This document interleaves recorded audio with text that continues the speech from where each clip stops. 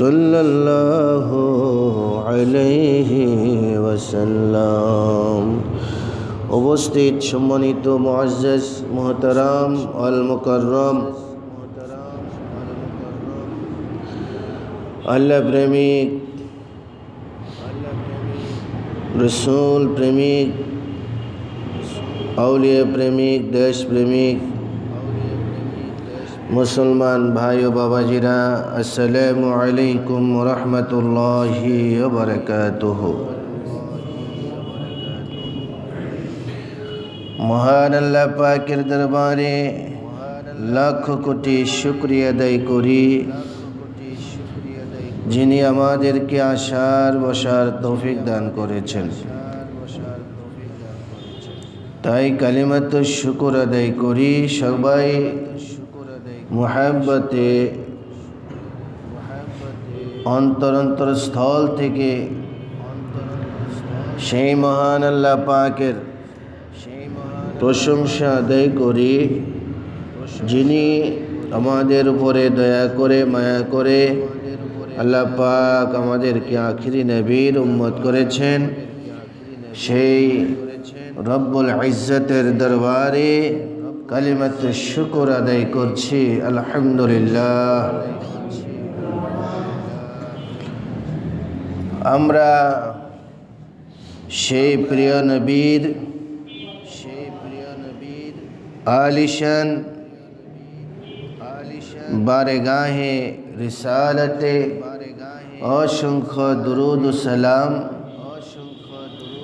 যে দুরুদ ও সালাম পড়ার জন্যে আল্লাহ রাব্বুল আলামিন কুরআনুল কারীমে নির্দেশ করেছেন,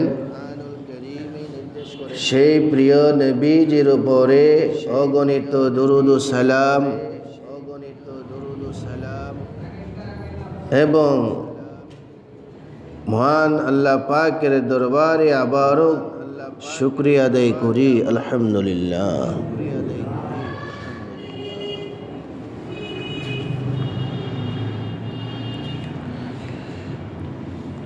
আল্লাহ রাব্বুল আলামিন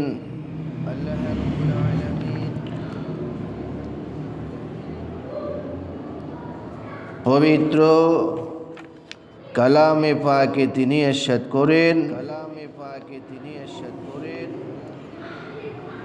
النبي أولى بالمؤمنين من أنفسهم وأزواجه أمهاتهم। আল্লাহর হাবিব সাল্লাল্লাহু আলাইহি সাল্লাম সম্পর্কে কুরআনুল কারীমে সূরা আহজাবের 6 নম্বর আয়াতে আল্লাহ পাক আমার নবী সম্পর্কে, তার প্রিয় নবী সম্পর্কে তিনি ঘোষণা দিচ্ছেন,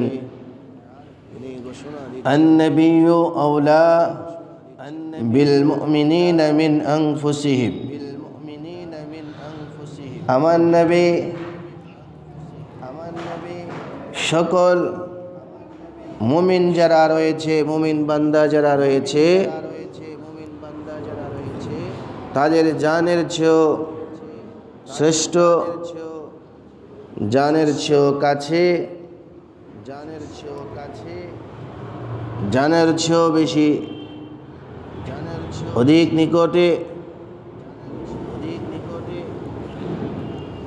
ওয়াজওয়াজুহু উম্মাহাতুহুম, এবং আল্লাহ পাক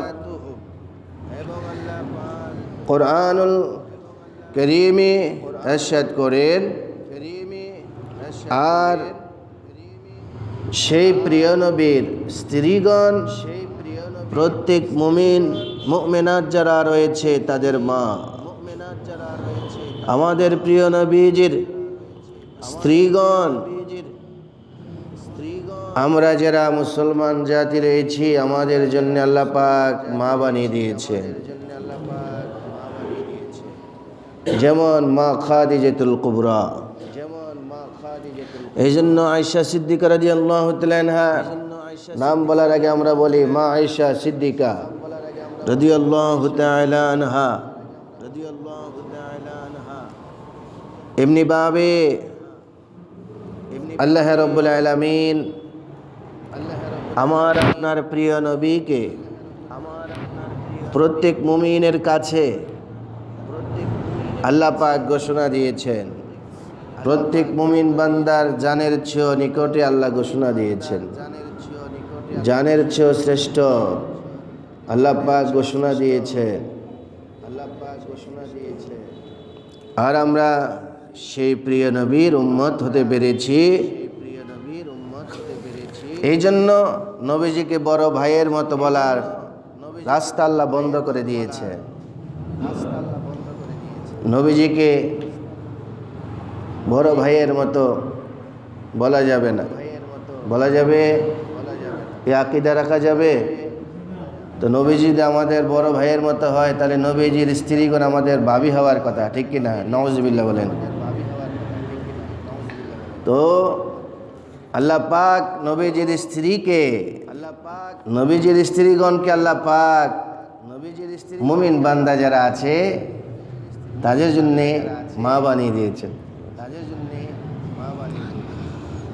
এই জন্য আল্লাহ রাব্বুল আলামিন বলেন, আন-নাবিয়্যু আওলা বিল মুমিনিনা মিন আনফুসিহিম ওয়া আজওয়াজুহু উম্মাহাতুহুম। আল্লাহ পাক বলেন, আমার নবী, আমার নবী, আমার নবী। আল্লাহ নিজের সম্পর্কে কুরআনুল কারীমে বলেন, নাহনু আকরাবু ইলাইহি মিন হাবলিল ওয়ারিদ। আমি প্রতিটি বান্দার শাহরোগের চেয়ে অধিক নিকটে আছি। আর আমার আপনার প্রিয় নবী সম্পর্কে আল্লাহ বলে দিচ্ছেন, আন-নাবিয়্যু আওলা বিল মুমিনিনা মিন আনফুসিহিম। হে আমার বান্দারা, তোমাদেরকে বলে দিচ্ছি, আমার নবী এমন নবী যিনি প্রতিটি মুমিন ইমানদারের জানের চেয়ে অধিক নিকটে আছেন।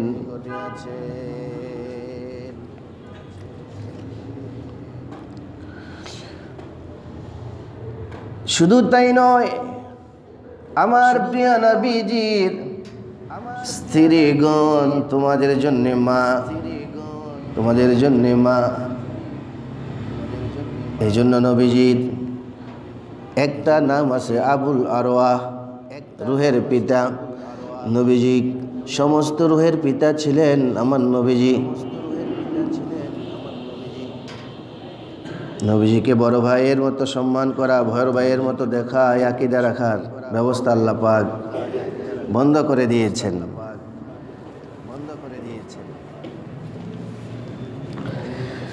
ভাইরা আমার গভীর মনোযোগ, ভাইরা আমার গভীর মনোযোগ।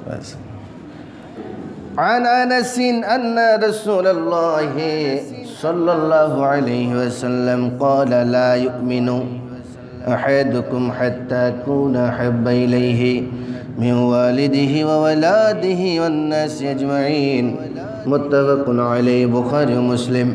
আল্লাহর প্যার নবী বলেছেন, বিশেষ করে বুখারী শরীফের মধ্যে কিতাবুল ঈমানের মধ্যে রয়েছে, আল্লাহর নবী বলেছেন, আনাস রাদিয়াল্লাহু তাআলা বলেন, নিশ্চয় আল্লাহর প্যার নবী তিনি ঘোষণা দিয়েছেন, তোমরা ততক্ষণ পর্যন্ত মুমিন হবে না, ইমানদার হবে না, যতক্ষণ পর্যন্ত তোমার মা থেকে, তোমার বাবা থেকে, তোমার পিতা থেকে, তোমার সন্তান সন্ততি থেকে, ওয়ান্নাসি আজমাইন সমস্ত মানুষ মণ্ডলী থেকে আমি নবী তোমার কাছে প্রিয় না হব, ততক্ষণ পর্যন্ত তুমি ইমানদার হবে না।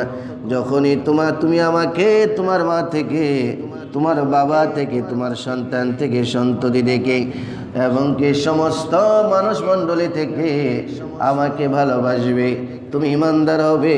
ভালোবাসবে না, ইমানদার হবে না। একটু আমরা যদি হিসাব নিকাশ করি, সত্যি কি আমরা আমার নবীকে বাবার চেয়ে বেশি মহব্বত করি কিনা, আমরা ভাইয়ের চেয়ে বেশি মহব্বত করি কিনা, সন্তানের চেয়ে বেশি মহব্বত করি কিনা? শুধু তাই নয়, আল্লাহ নবী বলেছেন, অন্নাসি আজমাইন সমস্ত মানুষ মণ্ডলী থেকে আমরা বেশি মহব্বত করি কিনা? তাহলে আমি আপনি যদি একটু গভীরভাবে চিন্তা করি, আমরা বুঝতে পারবো আমরা আসলে সত্যিকারে আমাদের ইমানের পাল্লাটা, ইমানের ওজন কতটুকু হয়েছে আমরা সত্যিকারে বুঝতে পারবো যদি একটু চিন্তা করি। ঠিক কিনা বলুন? বাবা যদি রাজনীতিবিদ হয়, আছে না? বাবা যদি প্রতাপশালী হয়, টাকা পয়সাওয়ালা হয়, বাবা বললো এই তোমরা এটা করবা, অথচ এই কাজটা করা ধর্মদ্রোহী, ধর্মবিদ্বেষী। দেখা যায় মানুষ ওই যে মুরব্বী যে কথাটা বলছে সেটাই করছে, প্রতাপশালী যেটা করছে সেটাই করছে। তাহলে কি আপনি সত্যিকার ইমানদার হলেন? বাবা বলল তুমি এই অন্যায় কাজটা করো, আপনি অন্যায় কাজটা করলেন। বাবা বলল তুমি তার মাথা বাড়ি দিয়ে মাথাটা ফাটিয়ে ফেলো। আপনি কাজটা করলেন। বাবা বলল টাকা আছে, সমস্যা নাই, কেস মামলা যা লাগে তাই করব। তুমি অন্যের এই রাস্তাটা বন্ধ করে দাও, অন্যের রাস্তাটা কেটে দাও, এটা আমাদের দখলে নিয়ে আসো। অথচ এটা ধর্মদ্রোহী, আল্লাহর নবীর আইনের বিরুদ্ধে, আল্লাহর নবীর আইনের বিরোধিতা। তাহলে আপনি কতটুকু মহব্বতকারী হলেন নবীজির? আপনি তো আপনার বাবাকেই দেখা যায় নবী থেকে বেশি মহব্বত করলেন। এই জন্য ধর্মকে প্রাধান্য না দিয়ে আপনি ধর্মের বাইরে কাজ করে যাচ্ছেন। আপনি তখন ইমানদার হবেন যখন আপনার চাল চলন সব কিছু আমার নবীজির সাথে, আপনি যখন নবীজি যেভাবে চলেছেন, নবী যেভাবে কথা বলেছেন, নবীজি যেভাবে হেঁটেছেন, নবী যেভাবে চলেছেন, নবীজি আমাকে আপনাকে যেভাবে দেশপ্রেম শিখিয়েছেন, দেশকে মহব্বত করা শিখিয়েছেন, সেভাবে আপনি যখন সেভাবে করবেন আপনি তো পরিপূর্ণ ইমানদার হবেন। ঠিক কিনা বলুন? বাবাজিরা ভাইয়েরা আমার, আল্লাহর প্যার নবী বলেছেন মানুষের মধ্যে তিনটি গুণ যার মধ্যে রয়েছে, তিনটি গুণ যার মধ্যে থাকবে ওই ব্যক্তি ইমানের স্বাদ পাবে। তিনটা গুণ যার মধ্যে থাকবে সেই ইমানের স্বাদ পাবে। আইয়াকুন আল্লাহু ওয়া রাসূলুহু আহাব্বা ইলাইহি মিম্মা সিওয়াহুমা। আল্লাহ নবী বলে যার নিকট আল্লাহ তার রাসূলের ভালোবাসা সব কিছু হতে অধিক পরিমাণে হবে। আল্লাহ তার রাসূলের ভালোবাসা সব কিছু থেকে অধিক পরিমাণে হবে। এক নাম্বার, আল্লাহ নবী বলেছেন বুখারী শরীফ, আল্লাহ নবী বলেছেন ইমানের স্বাদ তখনই তুমি পাবে যদি তোমার মধ্যে দেখা যায় তুমি আল্লাহ ও তার রাসূলকে সব কিছু চাইতে বেশি মহব্বত করো, সব কিছু চাইতে বেশি ভালোবাসো, সব কিছু চাইতে বেশি ভালোবাসো। ওয়া আইয়ুহিব্বাল মারওয়া লা ইউহিব্বুহু ইল্লা লিল্লাহ, লা ইউহিব্বুহু ইল্লা লিল্লাহ। যে ব্যক্তি কোনো বান্দাকে একমাত্র আল্লাহর সন্তুষ্টির জন্য ভালোবাসবে, যে ব্যক্তি যেটাই করবে আল্লাহ সন্তুষ্টির জন্য করবে, আল্লাহ সন্তুষ্টির মধ্যে কি বাড়ি গাড়ি ভাঙ্গার ব্যবস্থা আছে নাকি? আছে? বোমা মেরে আল্লাহ সন্তুষ্টি অর্জন করা যাবে? গাড়ি ভাঙচুর করে আল্লাহর সন্তুষ্টি অর্জন করা যাবে? সাধারণ মানুষের উপর আঘাত করে আল্লাহ সন্তুষ্টি অর্জন করা যাবে? অন্যের হক নষ্ট করে আল্লাহর সন্তুষ্টি অর্জন করা যাবে?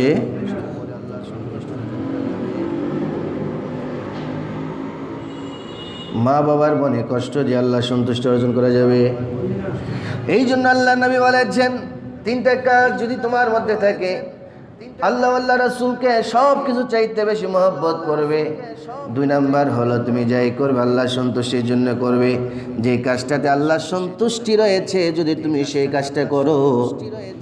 দুই নাম্বার। তিন নাম্বার হলো আল্লাহ নবী বলেছেন ওয়াইয়াকুরাহা আইয়াউদা ফিল কুফরি কামা ইয়াকুরাহু আইয়ুকযাফা ফিন্নার। আল্লাহ নবী বলেছেন যে ব্যক্তি আল্লাহ কুফর থেকে মুক্তি দেওয়ার পর পুনরায় মানুষকে কুফরি থেকে মুক্তি দেওয়ার পরে পুনরায় আবার সে কুফরিতে ফিরে যাবে না।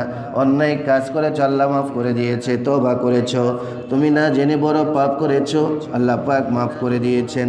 আল্লাহর কাছে তুমি তওবা করেছো, আল্লাহ মাফ করে দিয়েছেন।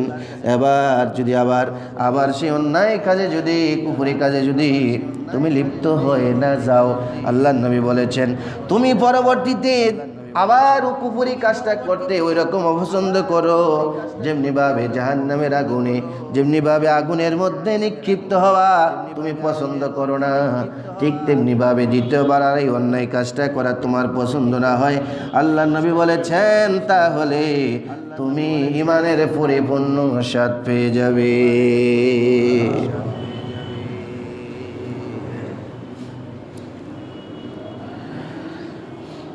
আল্লাহর প্যারা নবী সাল্লাল্লাহু আলাইহি ওয়াসাল্লাম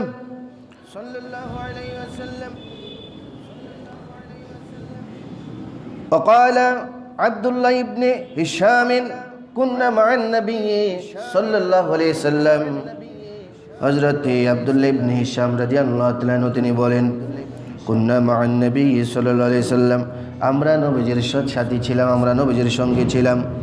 খেয়াল করবেন বুখারী শরীফ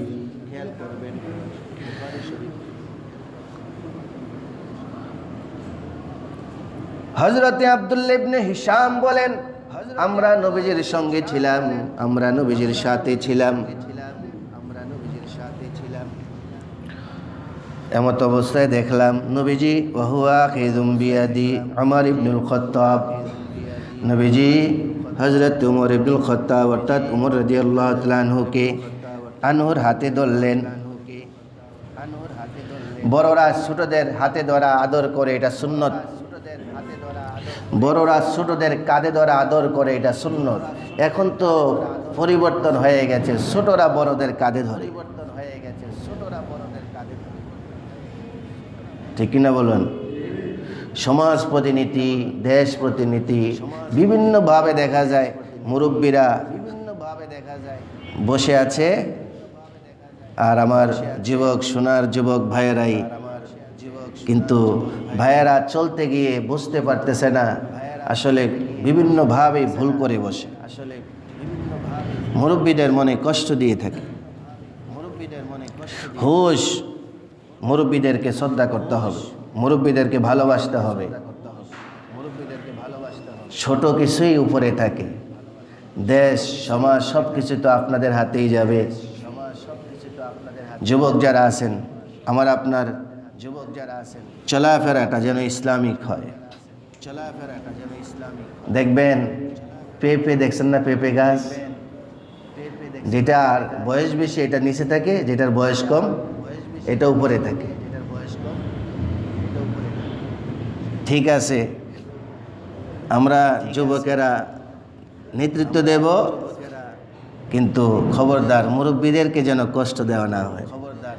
মুরব্বীদেরকে আমরা কাঁধে করে রাখবো, মাথায় করে রাখবো, নয়নে করে রাখবো। ঠিক কিনা বলেন?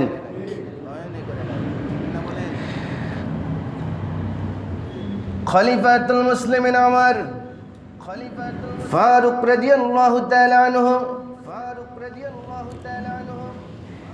তিনি হাতে ধরলেন। কার হাতে? ওমর ফারুক রাদিয়াল্লাহু তাআলা আনহু। তিনি কেমন ছিলেন? ইন্না শাইতানা লা খাউফুন উমার, ইন্না শাইতানা খাউফুন উমারা। ওমর রাদিয়াল্লাহু তাআলা এমন ছিলেন যে ওমর রাদিয়াল্লাহু তাআলা কে শয়তানে ভয় পায়। আপনি ওমর ফারুক রাদিয়াল্লাহু তাআলা যে রাস্তায় দিয়ে জীবনে একবার চলেছেন, ওই রাস্তায় কিয়ামত পর্যন্ত আর শয়তান আসবে না। সুবহানাল্লাহ বলুন।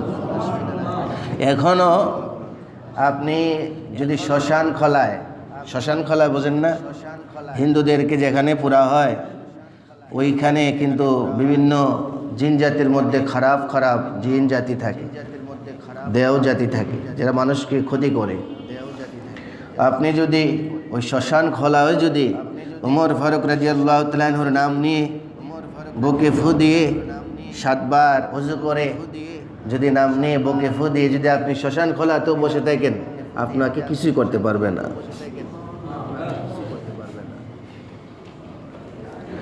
সে ওমর যিনি পৃথিবীর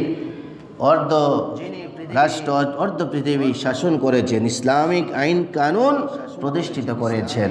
সুবহানাল্লাহ। যিনি নবীজির বিদ্বেষ যদি ব্লাডের মধ্যে থাকতো তিনি কতল করে দিতেন। নবীজির যদি দুশ্মন কোথাও পাইতেন তাকে কতল করে ফেলতেন, ছাড় দিতেন না কখনো।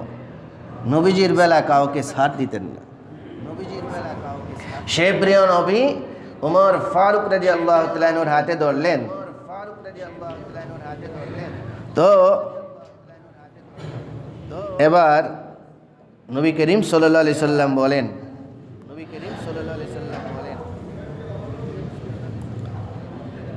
ওমর রাদিয়াল্লাহু তাআলা আনহু বলেন, ফাকাল লাহু উমারু ইয়া রাসূলুল্লাহ। তখন ওমর রাদিয়াল্লাহু তাআলা আনহু বললেন, লা আনতা হাব্বু ইলাইয়া মিন কুল্লি শাইইন ইল্লা নাফসি। খেয়াল করবেন, ওমর ফারুক রাদিয়াল্লাহু তাআলা আনহু তিনি হাতে ধরলেন। নবীজি হাতে ধরার পরে তিনি বললেন, ওয়াল্লাযী নাফসি বিয়াদিহি হাত্তা আকুনা আহাব্বা ইলাইকা মিন নাফসিকা।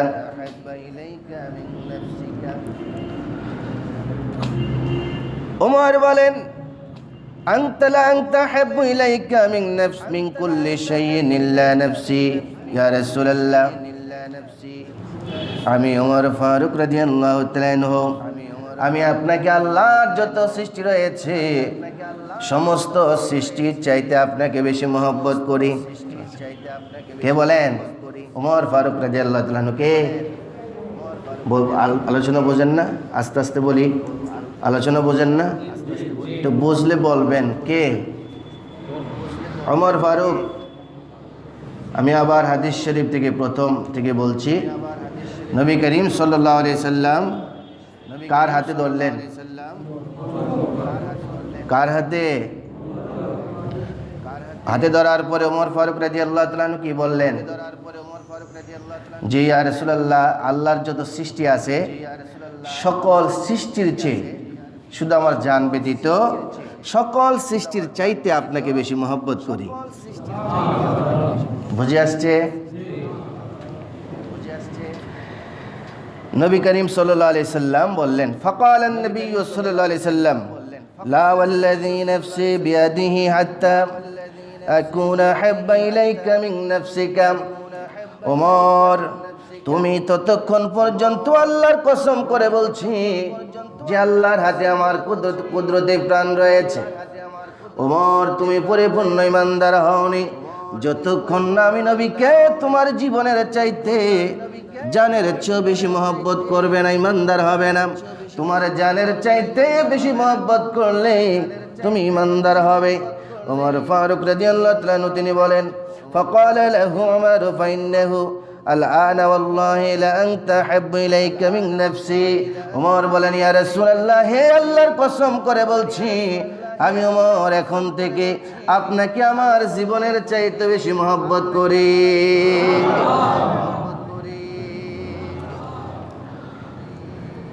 فقال النبي صلى الله عليه وسلم الآن।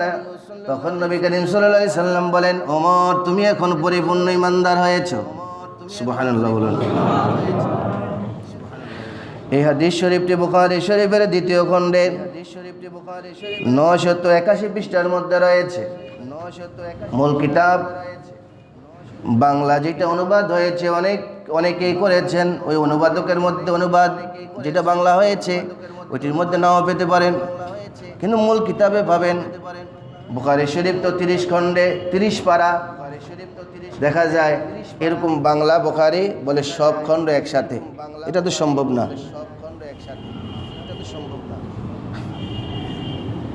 তো আমি আপনাদেরকে বলতে চাই, মূল কিতাবটা নিয়ে আসলে আমি এখনই দেখা দিতে পারবো। মূল কিতাবের দ্বিতীয় খণ্ডের 981 পৃষ্ঠার মধ্যে হাদিস শরীফটি আছে। তো আমি আপনি একটু ভাবি যে বুখারী শরীফের এই হাদিস শরীফ যে কোরআনুল কারিমে যার স্থান, পরে যার স্থান, তো নবীজির মহব্বত কতটুকু আমরা করি? অনেকে বলে নবীজির মহব্বত করে করে আল্লাহর উপরে নিয়ে যায়। নাউজুবিল্লাহ বলেন বাবারা, উপর এবং নিচ এটার একটা সীমাবদ্ধ আছে না নাই? এই যে আমার এই খুতবার এটার উপর, এটার একটা সীমাবদ্ধ আছে না নাই? সীমা আছে না নাই? এটা নিচ সীমা আছে না নাই? দৈর্ঘ্য প্রস্থে সীমা আছে না নাই? তো এখন যদি বলা হয় আল্লাহর উপরে নিয়ে যায়, বোঝা গেল যে সে আল্লাহকে নির্ধারিত করতে পারছে, আল্লাহর উপরও আছে আবার নিচেও আছে, আল্লাহর উপর আছে, আল্লাহর সীমা, আল্লাহকে সীমাবদ্ধ করাইতেছে। নাউজুবিল্লাহ বলেন। আল্লাহর সীমাবদ্ধকে আল্লাহকে সীমাবদ্ধ করানো যাবে না।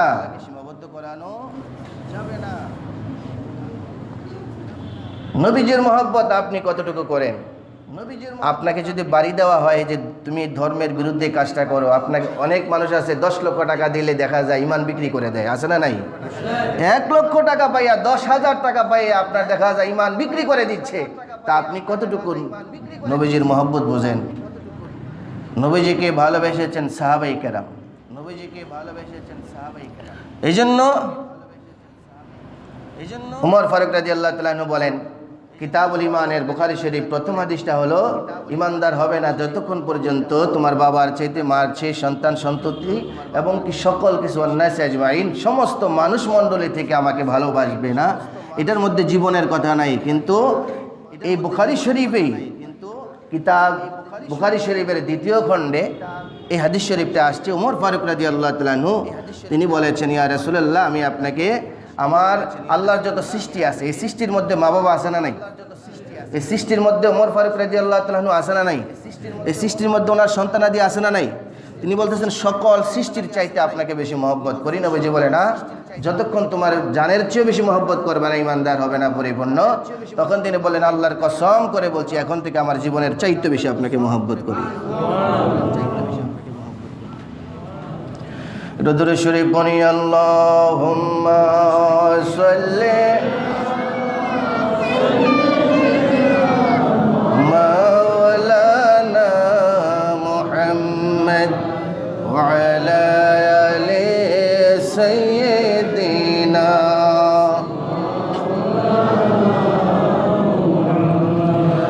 ওগো নবী বরশমানি নাই যে আপনার তুলনা, এ জীবনে পাই নাই আপনায়, আপনি মোদের ভইলেন না। আল্লাহুম্মা সাল্লি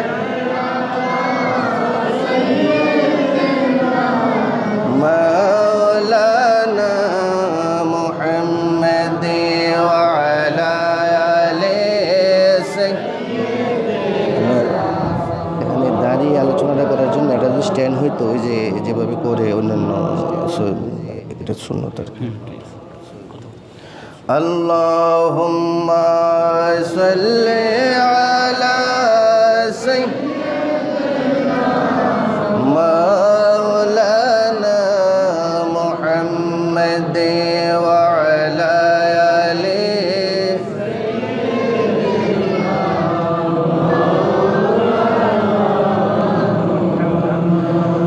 বাবাজিরা গভীর মনোযোগ।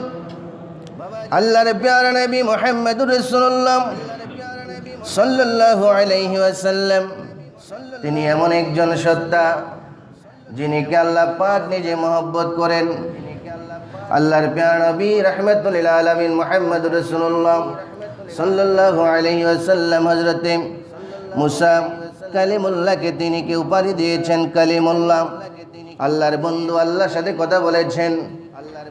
হযরতে মুসা ইব্রাহিম আলাইহিস সালামকে খলিলুল্লাহ দিয়েছেন, তাও আল্লাহর বন্ধু। ইব্রাহিম নবী আল্লাহর প্রিয়, আল্লাহর বন্ধু। এই আপনার লকব পেয়েছেন খলিলুল্লাহ এখানে। আর নবীজিকে আল্লাহ পাক নবীজি নিজে বলেছেন, আনা হাবিবুল্লাহি ওয়ালা ফখর, আমি আল্লাহ পাকের বন্ধু, আল্লাহর হাবিব। এটা আমার রিয়া নয়, অহংকার নয়, আল্লাহর দরবারে শুকরিয়া। এখানে দুই বন্ধুর পার্থক্য দিয়েছেন। দুই বন্ধুকে দুই বন্ধু তাশরীহ করেছেন, ব্যাখ্যা করেছেন মুহাদ্দিসিনে কেরাম যে খলিলুল্লাহ আল্লাহর বন্ধু, হাবিবুল্লাহ আল্লাহর প্রিয়, আল্লাহর বন্ধু। দুই বন্ধুর মধ্যে পার্থক্য কি বলা হচ্ছে? কিতাবের মধ্যে খলিলুল্লাহ এমন একজন ব্যক্তি ছিলেন, এমন নবী ছিলেন যে আল্লাহকে রাজি করেছেন সন্তান কুরবানি দিয়ে, আল্লাহকে রাজি করেছেন সন্তান আল্লাহর জন্য কুরবানি দিয়েছেন। আর হাবিবুল্লাহ হলো তিনি হাবিবুল্লাহ যার সন্তুষ্টি এই দুনিয়া এবং আখিরাতের জমিনে স্বয়ং আল্লাহ চান। জোরে বলুন সুবহানাল্লাহ। যার সন্তুষ্টি, যার রাজি, যার খুশি আল্লাহ নিজেই কামনা করেন। যেমন একটা নবীজি কাবা শরীফ পরিবর্তন হওয়ার পূর্বেই আসমানের দিকে বারবার তাকাইতেন। তাকাল্লুবাকা ফিস সাজিদিন, নবীজি আসমানের দিকে বারবার তাকাইতেন।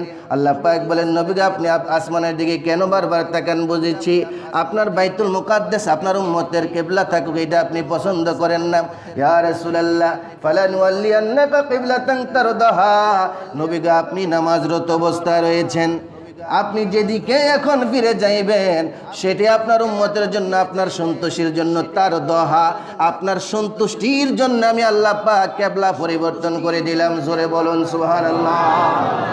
এই জন্য দেখা যায় বাইতুল্লাহ শরীফ, কাবা শরীফের দিকে আমার নবী ফিরে গেলেন, তখন থেকে আমাদের কিবলা হয়ে গেল। এই কিবলা এসেছে নবীজির সন্তুষ্টিতে। এই জন্য বলেন নবীকে আপনার সন্তুষ্টি আমি চাই, আপনি যেভাবে চাইবেন আমি সেভাবেই আছি। আল্লাহ পাক আমাদের সকলকে বোঝার তৌফিক দান করুক এবং আমাদের মাননীয় প্রধানমন্ত্রীর হায়াতের মধ্যে বরকত দান করুক। বলুন আমিন। তিনি যেভাবে দেশের উন্নয়ন করে যাচ্ছেন, ঢাকাতে দেখা যায় অনেক জায়গায় এই 10-5 মিনিটের এক জায়গা, আমি ঢাকাতে যখন ছিলাম 2 ঘন্টা পার হতে পারতাম না। যখন আপনার ওভার ব্রিজগুলো করে দিল, ফ্লাইওভারগুলো করে দিল, দেখা যায় আপনার এই 1 ঘন্টার রাস্তা 2 ঘন্টা যেখানে জ্যাম থাকতো এখানে 1 মিনিটও থাকে না। এইটা তো আমাদের দেশের উন্নয়ন। তো দোয়া করি আমাদের মাননীয় প্রধানমন্ত্রী যেন ইসলামিক কাজগুলো আরো বেশি বেশি করতে পারেন। বলুন আমিন। আরো জোরে বলুন আমিন। আমা তৌফিক ইল্লা বিল্লাহ। ওয়াসসালামু আলাইকুম ওয়া রাহমাতুল্লাহি ওয়া বারাকাতুহু।